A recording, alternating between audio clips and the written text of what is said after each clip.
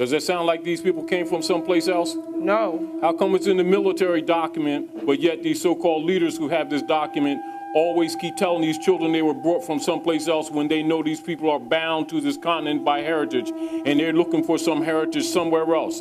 They're out to damn lunch. Now you understand where they have the so-called leaders are actually working as agents for Central and Federal? Now, read that again, the whole paragraph. Preliminary memo, Department of Defense. This memo is being submitted in lieu of a full report from the Joint Chiefs of Staff. That report is now in preparation. There will be many cities where the minority will be able to put into the street a superior number of people with a desperate and dangerous will. He will be a formidable enemy, for he is bound to the continent by heritage and knows that political asylum will not be available to him in any other countries.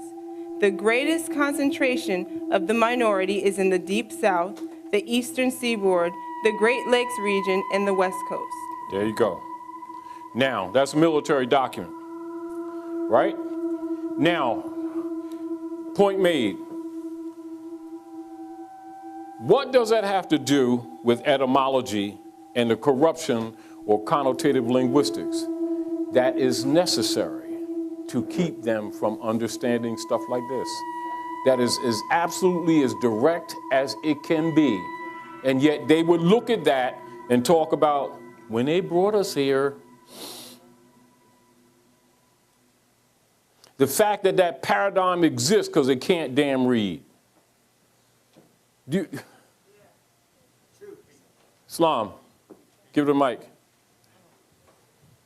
And all they need is a few generations to fulfill that paradigm. Like Brother Mason said, they burned books. And it took, a couple hundred years, they brought us to this darkness. It's no secret about them burning books. So why do we keep on acting like we don't know that they did that, and as if it wouldn't have an effect? And then try to use the miseducation to solve the problem of the miseducation and disrespect the etymon, which is the truth. Well, go ahead. Excuse me. Go ahead, sis. The deception is so great that it actually creates a veil on the mind.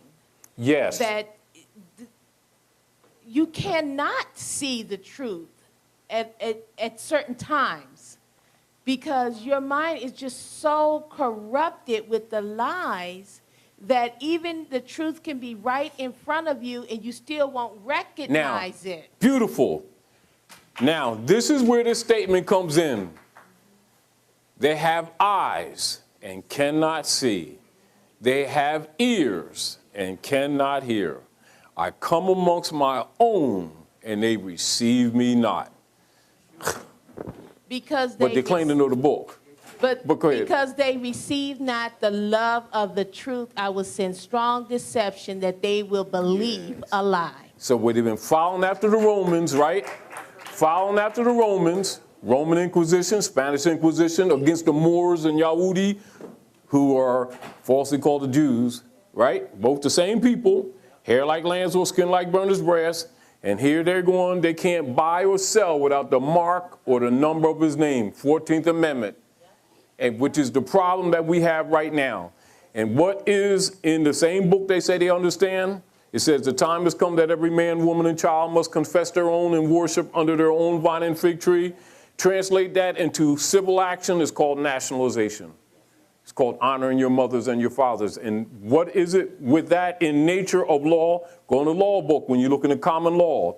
It's the capacity to connect to the ancient traditions and customs, the archaic traditions and customs, and thus trump the Roman law, the civil law, and other forms of law. Outside of that, you have no standing, because you must be in your proper person to have standing, or the courts automatically have jurisdiction. And how does that convert into common language? Being yourself. In propria persona, Latin. Being what? In one's own proper person. So you see how law and history goes together? That's why they will not teach it together. However, it's our duty, right? And so we can, like we were talking earlier, you can go in our communities in any direction, to the north, to the south, to the east and the west, and you can find a spy center. And the poorest communities support them and don't have any civic organizations. And they're called great circles. They're called churches. And they will, charge that that's Jesus when it's really Constantine. And so they not only lie on Jesus, they accredit him with something that the very book they claim to know, which says he's a Jew, and then you talk about any Kabbalistic lessons, they look at you cross-eyed. That's the devilness. And they start that stuff. So when you really study us, a lot of the things that we look at in another way is really a story about us and our relationship with these Romans. It really is. But people need not look at it from a spooky perspective. They need to look at it for what it actually really is. And this stuff is really not complicated. But again, I want to bring that out in support of the importance of etymology far more than many people give it credit for. It is not an issue just for grammar. For grammar is the issue of preserving culture. So at what point in any science, in any discipline, can it not be important?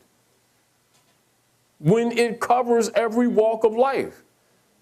Because culture is transferred and preserved through language.